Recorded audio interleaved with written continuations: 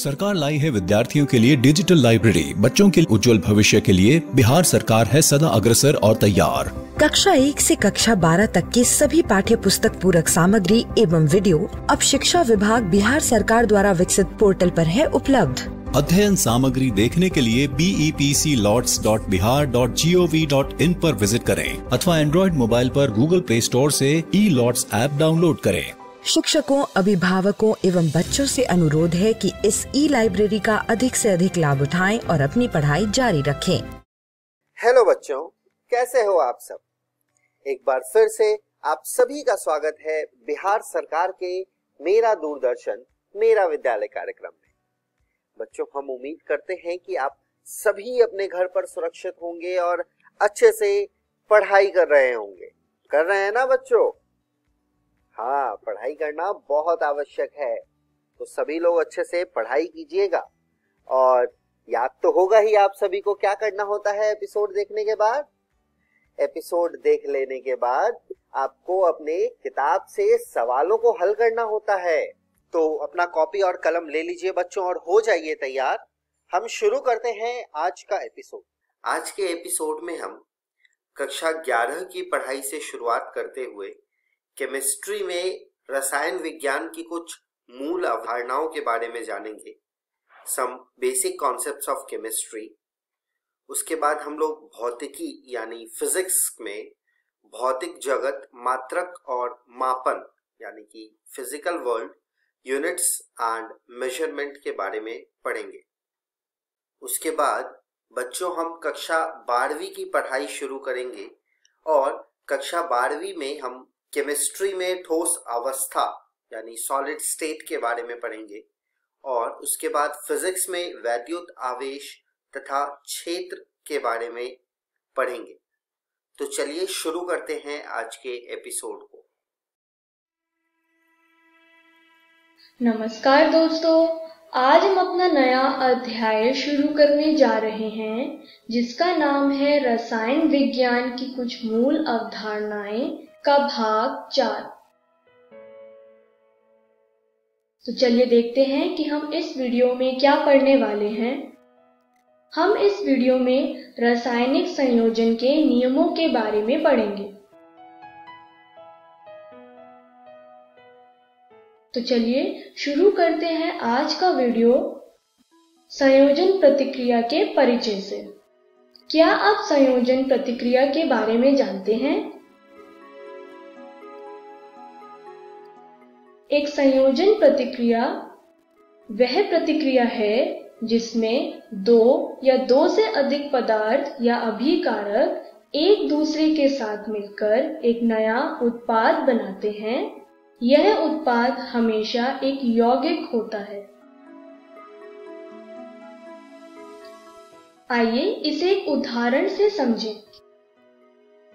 मान लीजिए स्क्रीन पर दिए गए चित्र दो पदार्थ या अभिकारक के हैं। एक पदार्थ नीले रंग से दर्शा रहा है और दूसरा पदार्थ ग्रे रंग से दर्शा रहा है।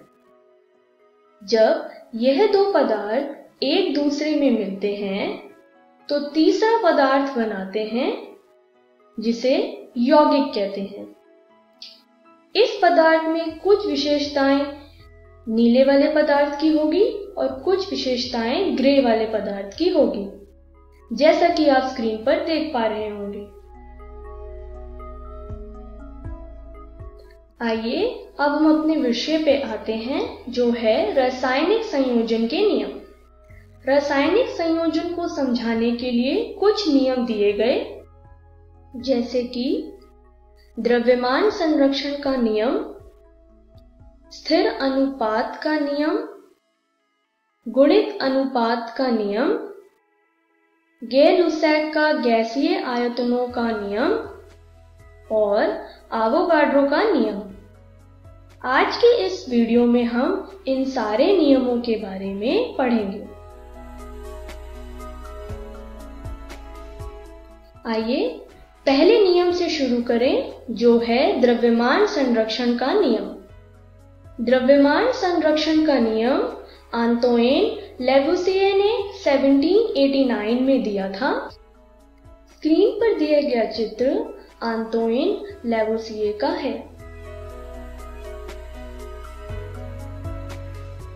इन्हें आधुनिक रसायन विज्ञान के पिता या फादर ऑफ मॉडर्न केमिस्ट्री भी कहा जाता है। लैवोसिए ने इस नियम को समझाने के लिए एक प्रयोग किया था। आइए इस प्रयोग के बारे में जानें। उन्होंने एक फ्लास्क लिया, उसमें उन्होंने फास्फोरस और सल्फर को रखा। स्क्रीन पर दिए गए चित्र में P यानी फास्फोरस और S यानी सल्फर। जब उन्होंने इस फ्लास्क को गर्म किया तो उन्होंने यह जाना कि किसी भी चीज को गर्म या जलाने के लिए ऑक्सीजन की आवश्यकता होती है और इस रासायनिक प्रतिक्रिया के बाद मिला हुआ उत्पाद का द्रव्यमान अभिकारक के द्रव्यमान के बराबर था। इस नियम के अनुसार उत्पादों के द्रव्यमान रासायनिक प्रतिक्रिया में अभिकारक यानी रिएक्टेंट के द्रव्यमान के बराबर हो जाती है। रासायनिक प्रतिक्रिया में द्रव्यमान को ना ही हम बना सकते हैं और ना ही नष्ट कर सकते हैं। परमाणुओं को नए पदार्थ बनाने के लिए पूर्ण व्यवस्थित यानी रीअरेंज किया जाता है। उन्हें ना तो बनाया जा सकता है और ना ही नष्ट किया जा सकता है। आइए इसे एक उदाहरण से समझें।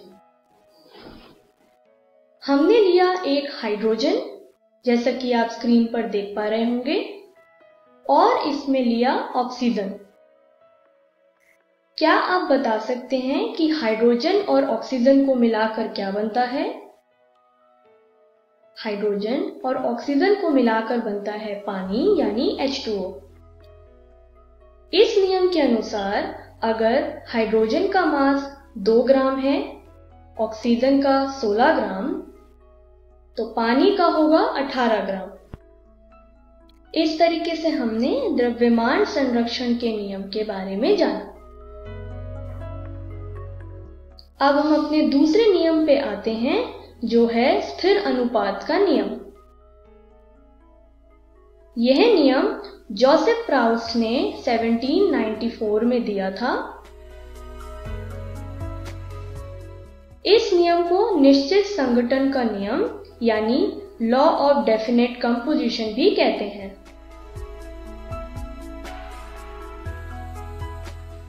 इस नियम के अनुसार किसी यौगिक के तत्वों के द्रव्यमानों का अनुपात सदैव समान होता है। आइए इसे एक उदाहरण से समझें। हमने 2 हाइड्रोजन लिए, जैसा कि आप स्क्रीन पर देख पा रहे होंगे, और हमने एक ऑक्सीजन लिया। एक ऑक्सीजन 2 हाइड्रोजन के साथ मिलकर पानी यानी H2O बनाता है।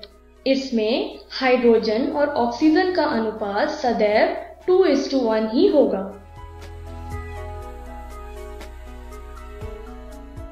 आइए अब बात करते हैं गुणित अनुपात के नियम के बारे में।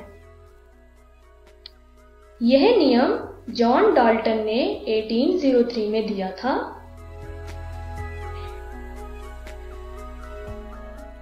इस नियम के अनुसार यदि 2 तत्व एक से अधिक यौगिक बनाते हैं तो एक तत्व के साथ दूसरे तत्व के संयुक्त होने वाले द्रव्यमान छोटे पूर्णांकों के अनुपात में होते हैं। आइए इसे एक उदाहरण से समझें। हमने लिया हाइड्रोजन और ऑक्सीजन। हाइड्रोजन और ऑक्सीजन के साथ मिलाकर बनता है H2O यानी पानी। यहाँ हाइड्रोजन का द्रव्यमान है 2 ग्राम, ऑक्सीजन का 16 ग्राम और पानी का होगा 18 ग्राम। उसी तरीके से अगर हमने हाइड्रोजन लिया और ऑक्सीजन लिया तो यह H2O2 भी बनाता है यानी हाइड्रोजन पेरोक्साइड। यहाँ पर हाइड्रोजन का द्रव्यमान 2 ग्राम, लेकिन ऑक्सीजन का द्रव्यमान 32 ग्राम होगा और हाइड्रोजन पेरोक्साइड का द्रव्यमान 34 ग्राम होगा। जब हमने यह दोनों रिएक्शंस को देखा तो यह जाना कि दोनों ही रिएक्शंस में हाइड्रोजन का द्रव्यमान 2 ग्राम है, लेकिन ऑक्सीजन का द्रव्यमान 16 ग्राम होगा पानी में और 32 ग्राम होगा H2O2 में। तो हमने यह जाना कि ऑक्सीजन का अनुपात पानी और H2O2 में होगा 1:2। आइए अब बात करते हैं गैर-लुसैक का गैसीय आयतनों के नियम के बारे में। यह नियम गैर-लुसैक ने 1808 में दिया था। इस नियम के अनुसार जब रासायनिक अभिक्रियाओं में गैस बनती है तो उनके आयतन सरल अनुपात में होते हैं, परंतु सभी गैस का समान ताप यानी टेम्परेचर और दाब यानी प्रेशर पर होना चाहिए। स्क्रीन पर दिया गया पिक्चर पानी के बनने की रासायनिक प्रतिक्रिया को दर्शा रहा है। इस नियम के अनुसार अगर हाइड्रोजन का आयतन 2V है, ऑक्सीजन का आयतन 1V होगा और पानी का आयतन 2V होगा।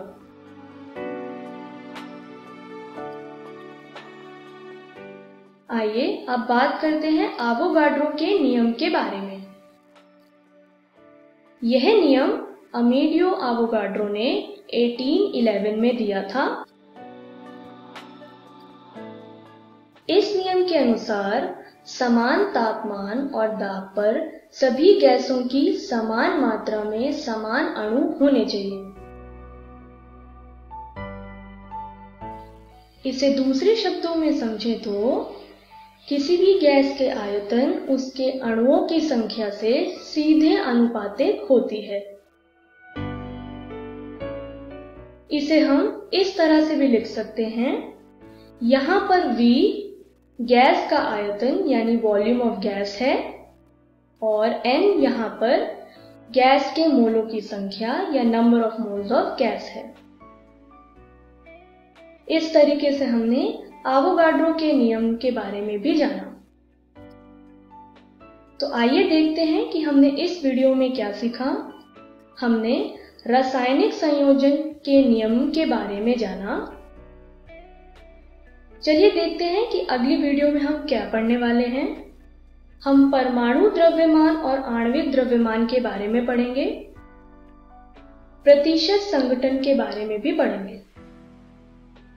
Thank you.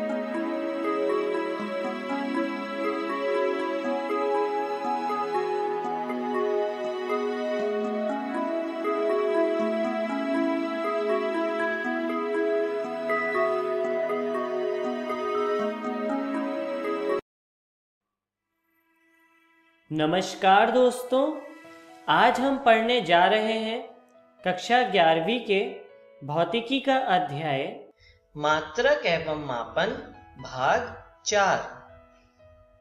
तो वीडियो शुरू करने से पहले आइए एक बार जानते हैं कि आज की वीडियो में हम क्या क्या पढ़ने वाले हैं।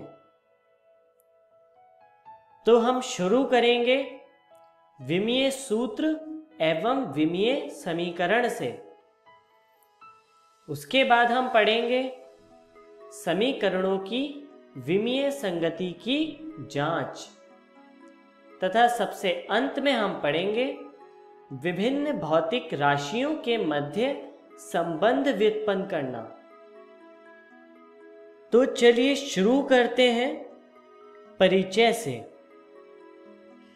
भौतिक राशियों के बारे में आप पहले ही पढ़ चुके हैं, पर इनको और विस्तार से जानने के लिए हम उनकी विमाओं का अध्ययन करते हैं। जैसा कि आप लोग जानते ही हैं कि भौतिक राशियों के मात्रक दो प्रकार के होते हैं, मूल मात्रक तथा व्युत्पन्न मात्रक। व्युत्पन्न मात्रक से व्यक्त होने वाली सभी राशियां मूल मात्रकों के संयोजन से व्यक्त की जाती हैं। मूल राशियां 7 प्रकार की होती हैं, जो कि हैं लंबाई, द्रव्यमान, समय, ताप, वैद्युत धारा, ज्योति तीव्रता तथा पदार्थ की मात्रा। इन सभी की विमाओं को गुरु कोष्टक ब्रैकेट में बंद करके दिखाया जाता है, जैसा कि आप दाईं ओर चित्र में देख सकते हैं। और इसीलिए इनकी विमाओं को इस प्रकार लिखते हैं, जिसमें लंबाई की विमा है L, द्रव्यमान की विमा है M, समय की विमा है T, ताप की विमा है K, वैद्युत धारा की विमा है A, ज्योति तीव्रता की विमा है CD तथा पदार्थ की मात्रा की विमा है मोल। यांत्रिकी में सभी भौतिक राशियों की विमाओं को L, M तथा T के रूप में व्यक्त किया जाता है। चलिए आगे चलते हैं और देखते हैं किस तरह से। इसके लिए हम एक उदाहरण सोचते हैं, जो कि हम लेते हैं चाल बराबर दूरी बटे समय। अब यहाँ पर दूरी की विमा होगी L तथा समय की विमा होगी T। इसलिए हम चाल को विमा के रूप में इस तरह से लिख सकते हैं, चाल बराबर L बटे T या फिर LT-1। और इस तरह चाल बराबर हो जाएगा m0 LT-1, क्योंकि हमें MLT के रूप में लिखना है। इसलिए अगर यहाँ पर m नहीं है तो हम m की घात 0 के रूप में लिख सकते हैं। तो चलिए आगे चलते हैं और एक और उदाहरण देखते हैं, जो कि है त्वरण। त्वरण होता है चाल बटे समय, और चाल हम जानते हैं होता है दूरी बटे समय।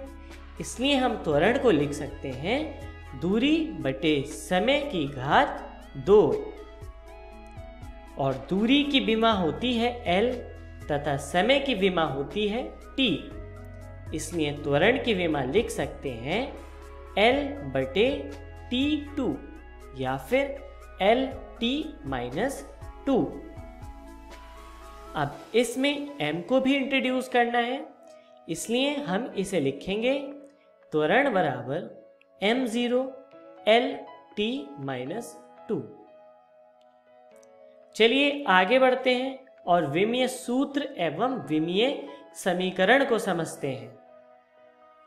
तो सबसे पहले हम देखते हैं विमीय सूत्र। विमीय सूत्र किसी भौतिक राशि का वह व्यंजक है जो बताता है कि दी हुई राशि में भौतिक राशि की कितनी विमाएं हैं। चलिए इसे उदाहरण से देखते हैं। इसका उदाहरण है चाल बराबर m0 LT-1। तो यहां पर यह चाल का विमीय सूत्र है। इसी प्रकार हम अपना अगला उदाहरण देखते हैं, जो पीछे हमने डिराइव किया है। त्वरण बराबर होगा m0 LT-2, और इस प्रकार यह त्वरण का विमीय सूत्र कहलाएगा। चलिए अब हम आगे बढ़ते हैं और विमीय समीकरण को समझते हैं। जब किसी भौतिक राशि को उसके विमीय सूत्र के बराबर लिखा जाता है तो प्राप्त समीकरण को विमीय समीकरण कहते हैं। तो चलिए अपने पिछले उदाहरण को ही हम यहाँ पर लाते हैं और विमीय समीकरण के रूप में देखते हैं, जिसमें हमारा पहला उदाहरण है चाल, जिसे लिखा है v से, तो v बराबर m0 l t माइनस 1। और दूसरा उदाहरण है त्वरण, जिसको लिखा है a से, a बराबर m0 l t माइनस 2। तो यहाँ पर ये दोनों विमीय समीकरण हैं। चलिए आगे चलते हैं और समीकरणों की विमीय संगति की जांच करते हैं, जिसमें हम पढ़ते हैं विमाओं की समघातता का सिद्धांत, जो कि इस प्रकार है। इस सिद्धांत के अनुसार भौतिक राशियों को केवल तभी जोड़ा तथा घटाया जा सकता है जब उनकी विमाएं समान हो। समीकरण के सभी पदों की विमाएं समान नहीं है तो वह समीकरण गलत होती है। यदि किसी समीकरण में सभी पदों की विमाएं समान हैं, तो यह जरूरी नहीं है कि समीकरण पूरी तरह से सही है।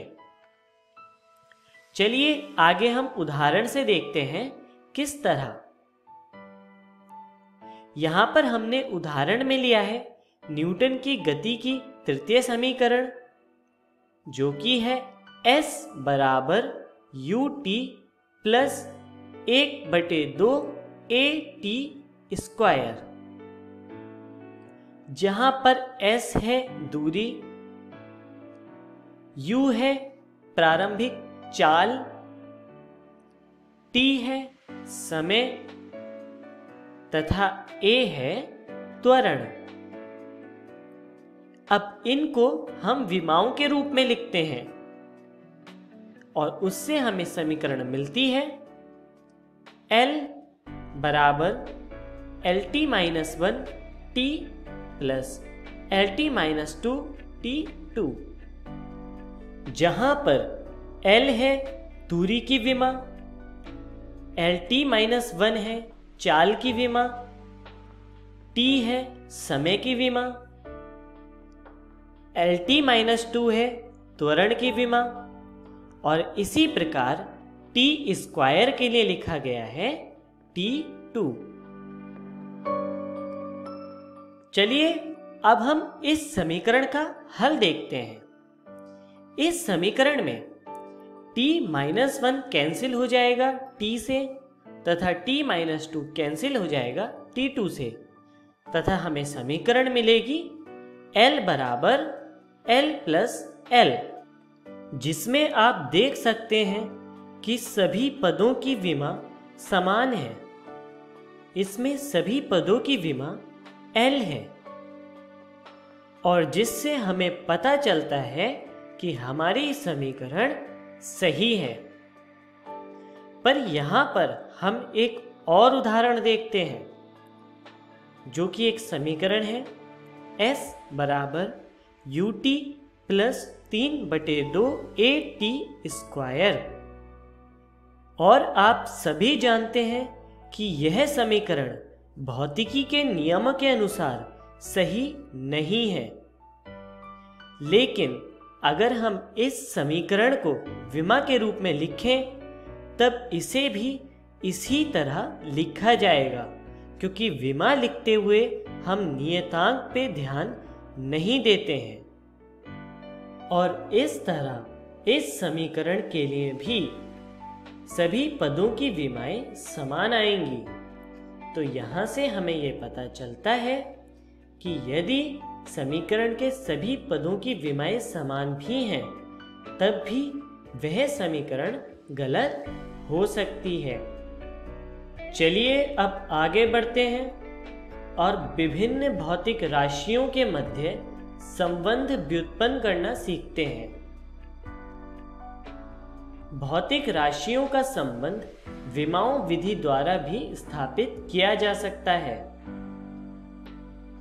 इसके लिए यह ज्ञात होना चाहिए कि दी हुई राशि की निर्भरता किन किन अन्य राशियों पर है। दी हुई राशि को अन्य राशियों की घातों के गुणनफल के रूप में लिखा जाता है। चलिए इसको हम उदाहरण से समझते हैं। हम उदाहरण लेते हैं बल का। बल निर्भर करता है द्रव्यमान तथा त्वरण पर, इसलिए हम बल को द्रव्यमान और त्वरण की घातों के गुणनफल के रूप में लिखते हैं। तो यहां हमने लिखा बल बराबर के यहां पर कोई नियतांक यानी कांस्टेंट है, गुणा द्रव्यमान की घात a गुणा त्वरण की घात b। तो चलिए अब हम इस समीकरण में सबकी विमाएं लिखते हैं। तो यहां लिखा हमने बल की विमा mLT-2, द्रव्यमान की विमा m तथा त्वरण की विमा LT-2। तो इस तरह समीकरण बनी mLT-2 बराबर k गुणा m की घात a गुणा LT-2 की घात b। इसको हल करके लिखा जा सकता है m1L1T-2 बराबर k इंटू m की घात a l की घात b t की घात -2b। अब हम इस समीकरण में घातों की तुलना करके a और b के मान निकाल सकते हैं, जो इस तरह से है। a का मान आएगा 1 और इसी तरह b का भी मान आएगा 1। अब हम a और b के मान बल की समीकरण में रखते हैं, जिससे हमें मिलता है बल बराबर द्रव्यमान गुणा त्वरण। इस समीकरण के लिए k का मान 1 होता है और इस तरह हमें विमाओं द्वारा बल का सूत्र मिल जाता है। तो चलिए आगे बढ़ते हैं और जानते हैं कि आज की वीडियो में हमने क्या क्या सीखा। तो सबसे पहले हमने सीखा विमीय सूत्र एवं समीकरण के बारे में। उसके बाद हमने पढ़ा विमाओं की समघातता सिद्धांत तथा सबसे अंत में हमने पढ़ा भौतिक राशियों के मध्य संबंध व्युत्पन्न करना। तो चलिए आगे बढ़ते हैं और जानते हैं कि अगले वीडियो में हम क्या क्या सीखने वाले हैं। तो हम पढ़ेंगे सरल रेखा में गति। धन्यवाद।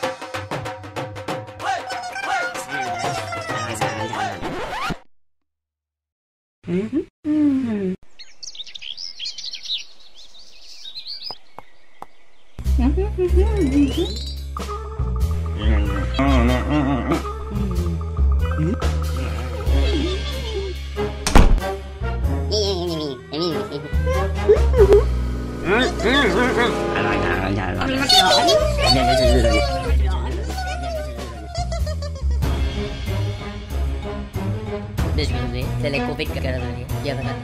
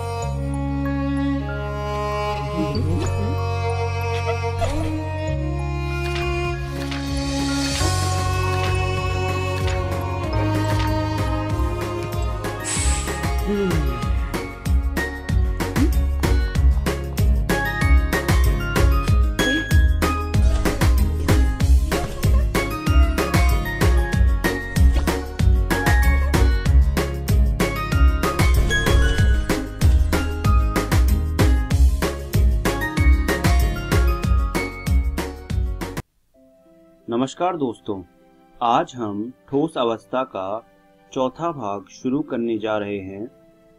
इस वीडियो को शुरू करने से पहले आइए देखते हैं कि हम आज के इस वीडियो में कौन कौन से विषयों पर बात करने वाले हैं। सबसे पहले हम धातु आधिक्य दोष के बारे में पढ़ेंगे। उसके बाद हम विद्युतीय गुणों के बारे में पढ़ेंगे और आखिरी में हम चुंबकीय गुणों के बारे में पढ़ेंगे। तो आइए शुरू करते हैं धातु आधिक्य दोष से। अभी जो आपके सामने चित्र आया है वो NaCl ठोस का चित्र है। NaCl ठोस Na+ और Cl- से मिलके बना होता है। अब होता क्या है, एक जगह से Cl- गायब हो जाता है। Cl- के बाहर निकलने की वजह से उस जगह में एक इलेक्ट्रॉन कब्जा कर लेता है। जब वो इलेक्ट्रॉन कब्जा कर लेता है तो उस जगह को जहां पर वो इलेक्ट्रॉन होता है उसे F सेंटर कहा जाता है। F सेंटर जो होता है वो ठोस को रंग प्रदान करता है। तो यह होता है धातु आधिक्य दोष। अब बात करते हैं ठोस के विद्युतीय गुण। अगर हम विद्युतीय गुणों के हिसाब से ठोसों का वर्गीकरण करें तो ठोस 3 प्रकार के होते हैं: चालक, विद्युतरोधी और अर्धचालक। चालक वो ठोस होते हैं जो अपने में से विद्युत को आराम से जाने देते हैं। विद्युतरोधी वो होते हैं जो विद्युत का विरोध करते हैं, उनमें से विद्युत नहीं जा पाती। और अर्धचालक वह ठोस होते हैं जिनमें से विद्युत किसी किसी अवस्था में जा पाती है और किसी अवस्था में वो विद्युत का विरोध करते हैं। अब बात करते हैं ठोस पदार्थों में विद्युत का प्रवाह। इसको हम बैंड डायग्राम से समझते हैं। बैंड डायग्राम में क्या होता है, 2 तरह के बैंड होते हैं। एक होता है रिक्ति बैंड और एक होता है संयोजक बैंड। जैसा कि आप चित्र में देख रहे हैं, जो नीले रंग में बैंड है उसे रिक्ति बैंड कहते हैं और जो सफेद रंग में बैंड है उसे संयोजक बैंड कहते हैं। जो इलेक्ट्रॉन होता है वो रिक्ति बैंड में मौजूद होता है, लेकिन अगर हम चाहते हैं कि विद्युत का प्रवाह हो तो उसके लिए हमें इलेक्ट्रॉन को रिक्ति बैंड से संयोजक बैंड में डालना होगा। यह तभी मुमकिन है जब दोनों बैंडों के बीच का जो अंतराल है वो लघु हो या फिर वो हो ही ना। तो धातु के केस में क्या होता है, जो रिक्ति बैंड होता है और जो संयोजक बैंड होता है वो एक दूसरे के ऊपर समा जाते हैं। तो इसकी वजह से क्या होता है, विद्युत के प्रवाह में कोई विरोध उत्पन्न नहीं होता। और वहीं अगर हम बात करें अचालक की, तो अचालक के केस में क्या होता है, रिक्ति बैंड और संयोजक बैंड के बीच में जो अंतराल होता है वो काफी ज्यादा होता है। तो इसकी वजह से क्या होता है कि जो इलेक्ट्रॉन है वो उस अंतर को लांघ नहीं पाता और उसमें से चालन नहीं हो पाता। तो अब बात करते हैं अर्धचालक की। तो अर्धचालक के केस में क्या होता है, जो रिक्ति बैंड होता है और जो संयोजक बैंड होता है उसमें जो अंतर होता है वो लघु होता है। तो इसकी वजह से इलेक्ट्रॉन किसी किसी अवस्था में उस अंतराल को लांघ पाता है और किसी किसी अवस्था में उस अंतराल को नहीं लांघ पाता। इसीलिए अर्धचालक के केस में विद्युत का प्रवाह हो भी सकता है और नहीं भी। तो ये था एनर्जी बैंड डायग्राम। अब बात करते हैं परिभाषाओं की। कुछ परिभाषाएं हैं जिनको आपको थोड़ा ध्यान देना होगा, थोड़ी महत्वपूर्ण है वो परीक्षा के उद्देश्य से। पहली परिभाषा है अपमिश्रण। इस प्रक्रिया में चालकता बढ़ाने के लिए ठोस में उचित अशुद्धि मिलाई जाती है। वैसे तो हमने बचपन से ये सीखा है कि अशुद्धि को नहीं मिलाना चाहिए किसी भी चीज में, क्योंकि चीजें शुद्ध ही सही रहती हैं। लेकिन ठोसों के केस में ऐसा नहीं होता। ठोसों के केस में हम उचित मात्रा में अशुद्धि मिलाते हैं। इसका कारण ये है कि अशुद्धि मिलाने से ठोसों की चालकता बढ़ती है। तो यह अपमिश्रण की परिभाषा है। अब बात करते हैं इलेक्ट्रॉन धनी अशुद्धियों की। ये अशुद्धियां वो होती हैं जिनमें इलेक्ट्रॉन की मात्रा ज्यादा होती है।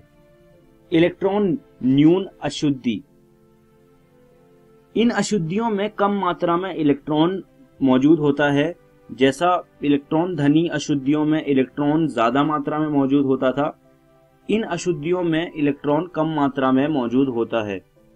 इलेक्ट्रॉन धनी अशुद्धियों को अंग्रेजी में एन टाइप सेमीकंडक्टर कहा जाता है और इलेक्ट्रॉन न्यून अशुद्धियों को अंग्रेजी में पी टाइप सेमीकंडक्टर कहा जाता है। अब बात करते हैं ठोसों के चुंबकीय गुणों की। सबसे पहले बात करते हैं अनुचुंबकत्व पदार्थों की। ये पदार्थ चुंबकीय क्षेत्र द्वारा दुर्बल रूप से आकर्षित होते हैं। अगर हम इन्हें चुंबकीय क्षेत्र में रख दें तो वो क्षेत्र इन पदार्थों को अपनी तरफ दुर्बल रूप से आकर्षित करेगा। फिर आते हैं प्रतिचुंबकत्व पदार्थ।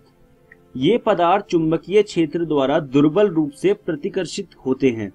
प्रतिकर्षित मतलब जो चुंबकीय क्षेत्र है वो प्रतिचुंबकत्व पदार्थों को अपने आप से दूर भेजने की कोशिश करता है। फिर आते हैं लोह चुंबकत्व पदार्थ। ये पदार्थ चुंबकीय क्षेत्र द्वारा प्रबलता से आकर्षित होते हैं। मतलब अगर हम इन पदार्थों को चुंबकीय क्षेत्र में रख दें तो चुंबकीय क्षेत्र इन्हें प्रबलता से अपनी ओर आकर्षित करेगा। लोह चुंबकत्व पदार्थों का सबसे अच्छा उदाहरण है लोहा और कोबाल्ट और निकल। अब बात करते हैं प्रतिलोह चुंबकत्व पदार्थों की। इन पदार्थों में डोमेन जो होते हैं वह एक दूसरे के विपरीत अभिविन्यासित होते हैं। तो यह थे ठोसों के चुंबकीय गुण। अब हम इस वीडियो के अंत में आ गए हैं, तो आइए देखते हैं हमने आज की इस वीडियो में कौन कौन सी चीजें पढ़ी। सबसे पहले हमने धातु आदिक के दोषों के बारे में पढ़ा। उसके बाद हमने विद्युतीय गुणों के बारे में पढ़ा। उसके बाद हमने चुंबकीय गुणों के बारे में पढ़ा। मैं उम्मीद करता हूं कि आपको मेरी पढ़ाई हुई चीजें समझ आई होंगी और एक सुझाव देना चाहता हूं कि आप रसायन विज्ञान की एनसीईआरटी भाग 1 से ये सारी चीजें एक बार दोबारा पढ़ लीजिएगा और इस अध्याय के सारे प्रश्न एक बार हल कर लीजिएगा। ऐसा करने से आपके जो कॉन्सेप्ट्स हैं वो अच्छे से क्लियर हो जाएंगे। धन्यवाद दोस्तों।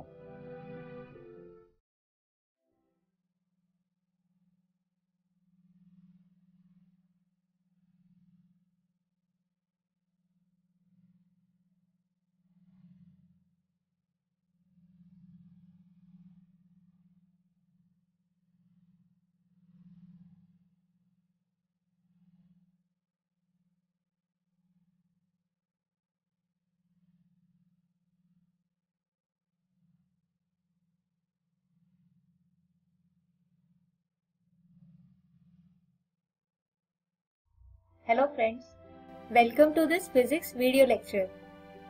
फ्रेंड्स, अभी तक हम चैप्टर 1 वैद्युत आवेश तथा क्षेत्र के 3 भागों को पढ़ चुके हैं। आज हम इसका चौथा भाग समझेंगे। और इस चौथे पार्ट में हम जो विषय समझेंगे वो है वैद्युत क्षेत्र तथा वैद्युत क्षेत्र रेखाएं। दोस्तों, हमने हमारे पिछले वीडियो में कूलॉम नियम को समझा था, जिससे हम किन्हीं दो आवेशों के बीच लगने वाले बल को माप सकते हैं। अब जैसे यहाँ आवेश Q दूसरे आवेश Q पर बल लगा रहा है, जिसकी वैल्यू है 1/4 pi epsilon not Q1 Q2 बटे r⁴2। लेकिन यहाँ एक प्रश्न ये भी उठता है कि इस आवेश Q की अनुपस्थिति में भी क्या ये आवेश Q इसी तरह बल लगाता रहेगा? तो हाँ दोस्तों, ये आवेश Q ठीक इसी तरह बल लगाता रहता है। बस हमें इसकी उपस्थिति तभी अनुभव होती है जब कोई अन्य आवेश इसके आसपास आ जाए, और ये बल होगा 1/4 पाई एप्सिलॉन नॉट Q बटे r⁴2। लेकिन दोस्तों, ये बल अनंत दूरी तक अनुभव नहीं किया जा सकता। ये एक निश्चित दूरी तक ही अनुभव किया जा सकता है, और इसी क्षेत्र जिसमें ये बल अनुभव हो कहलाता है वैद्युत क्षेत्र, और ये बराबर होता है आवेश Q की वजह से किसी इकाई आवेश पर लगने वाले बल के बराबर, यानी F बराबर होगा 1/4 पाई एप्सिलॉन नॉट Q बटे r⁴2 के। यानी हम लिख सकते हैं कि E बराबर होता है F बटे Q, जो बराबर है 1/4 पाई एप्सिलॉन नॉट Q बटे r⁴2। किसी धनावेश Q की वजह से बनने वाला वैद्युत क्षेत्र होगा 1/4 पाई एप्सिलॉन नॉट Q बटे r⁴2 के, और ये आवेश इकाई आवेश को अपने से दूर धकेलता है, यानी इस क्षेत्र की दिशा कुछ इस तरह से होगी। वहीं किसी ऋणात्मक आवेश Q की वजह से बनने वाला वैद्युत क्षेत्र होगा ऋणात्मक 1/4 पाई एप्सिलॉन नॉट Q बटे r⁴2, और यहाँ ये ऋणात्मक चिन्ह दर्शाता है आवेश की वजह से इकाई आवेश पर लगने वाले खिंचाव को, यानी अब क्षेत्र की दिशा पहले के विपरीत, यानी कुछ इस तरह से होगी। इसके अलावा दोस्तों, वैद्युत क्षेत्र की इकाई होती है न्यूटन प्रति कूलॉम। आइए अब बात करते हैं अलग अलग आकार वाले आवेशित वस्तुओं की वजह से बनने वाले वैद्युत क्षेत्र की। तो दोस्तों, किसी आवेशित चादर की वजह से वैद्युत क्षेत्र कुछ इस तरह से होगा, यानी क्षेत्र की दिशा चादर के लंबवत होगी, जबकि किसी तार जो बेलनाकार आकृति का होता है उसमें भी वैद्युत क्षेत्र की दिशा बेलन के वक्र पृष्ठ के सतह के लंबवत होगी। और अगर किसी आवेशित गोले से बनने वाले वैद्युत क्षेत्र की बात करें तो वो बाहर या अंदर की ओर उन्मुख त्रिज्यीय होती है। आइए अब समझते हैं वैद्युत क्षेत्र रेखाओं को। दोस्तों, हमने किसी आवेश की वजह से बनने वाले वैद्युत क्षेत्र को समझा, जिसका मान होता है 1/4 पाई एप्सिलॉन नॉट Q बटे r⁴2। लेकिन दोस्तों, वैद्युत क्षेत्र एक सदिश राशि होती है, यानी परिमाण के साथ साथ इसकी एक दिशा भी होती है। अब जैसे यहाँ इस आवेश की वजह से बनने वाले वैद्युत क्षेत्र की दिशा बाहर की ओर उन्मुख त्रिज्यीय होगी। इसके अलावा क्योंकि ये क्षेत्र r⁴2 के व्युत्क्रमानुपाती होता है, इसलिए जैसे जैसे इस आवेश से दूर जाएंगे वैसे वैसे क्षेत्र की तीव्रता कम होने लगेगी। इसीलिए हम क्षेत्र के सदिशों को बनाएं तो वो आवेश के पास लंबे यानी ज्यादा तीव्र और आवेश से दूर छोटे यानी कम तीव्र होंगे, और इन्हीं दिशा सदिशों को मिलाकर बनने वाली रेखाएं कहलाती हैं वैद्युत क्षेत्र रेखाएं। दोस्तों, किसी धनावेश की वजह से जो क्षेत्र रेखाएं बनती हैं उनकी दिशा बाहर की ओर उन्मुख त्रिज्यीय होती है, जबकि किसी ऋणावेश की वजह से बनने वाली क्षेत्र रेखाओं की दिशा अंदर की ओर उन्मुख त्रिज्यीय होती है। अगर हम दो समान आवेश को आसपास रखें तो वो एक दूसरे को प्रतिकर्षित यानी रिपेल करते हैं। जिसकी वजह से उनकी क्षेत्र रेखाएं एक दूसरे से दूर जाती हैं, कुछ इस तरह से। जबकि असमान आवेश एक दूसरे को आकर्षित यानी अट्रैक्ट करते हैं, जिसकी वजह से उनकी क्षेत्र रेखाएं एक दूसरे की तरफ मुड़ जाती हैं। तो फ्रेंड्स, इसके अलावा वैद्युत क्षेत्र रेखाओं के कुछ गुण भी होते हैं जो कुछ इस तरह से हैं। ये वैद्युत क्षेत्र रेखाएं धनावेश से प्रारंभ कर ऋणावेश पर समाप्त होती हैं। इसके अतिरिक्त ये रेखाएं कभी नहीं टूटती, दो रेखाएं एक दूसरे को कभी नहीं काटती। और अंत में विद्युत क्षेत्र रेखाएं बंद लूप नहीं बनाती। तो हम उम्मीद करते हैं कि आज के वीडियो के टॉपिक्स आपको समझ आए होंगे। आइए आज के इन्हीं टॉपिक्स पर बेस्ड एक उदाहरण समझते हैं।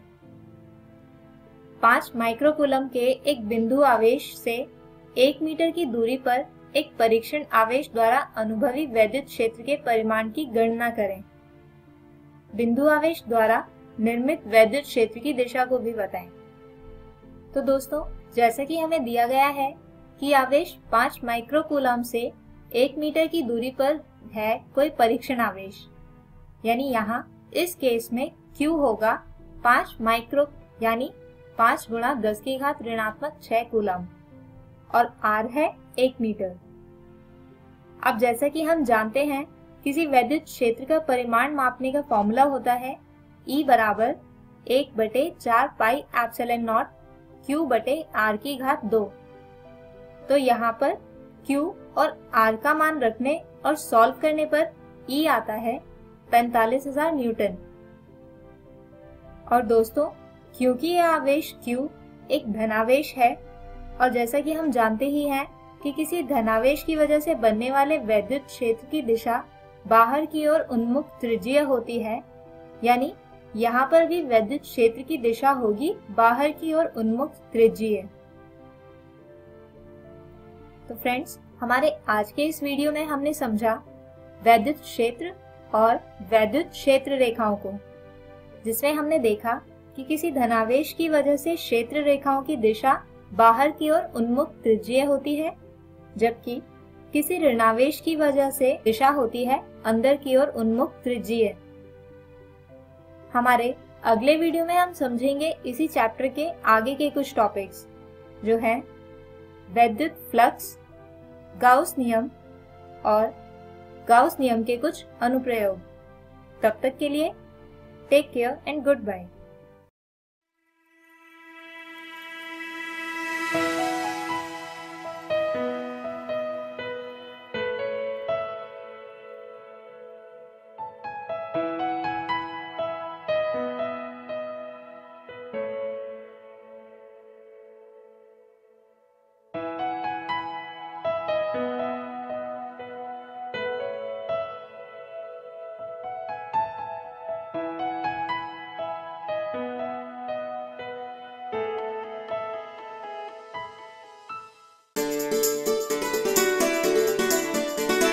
डर से नहीं, तैयारी से आगे कदम बढ़ाना है।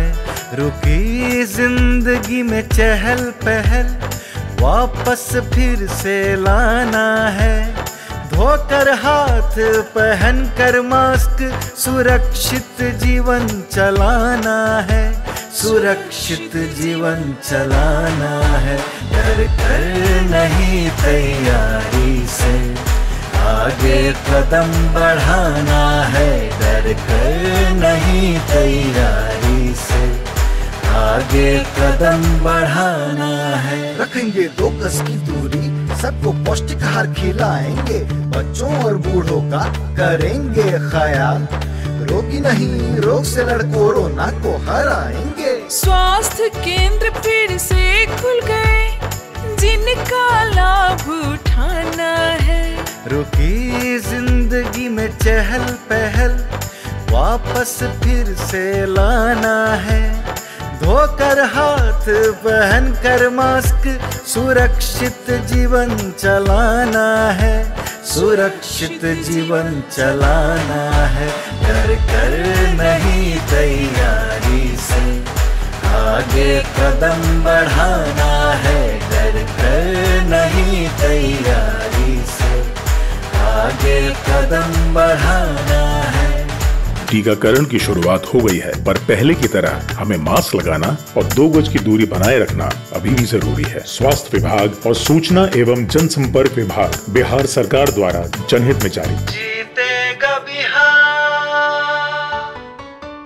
सरकार लाई है विद्यार्थियों के लिए डिजिटल लाइब्रेरी। बच्चों के उज्जवल भविष्य के लिए बिहार सरकार है सदा अग्रसर और तैयार। कक्षा 1 से कक्षा 12 तक के सभी पाठ्य पुस्तक पूरक सामग्री एवं वीडियो अब शिक्षा विभाग बिहार सरकार द्वारा विकसित पोर्टल पर है उपलब्ध।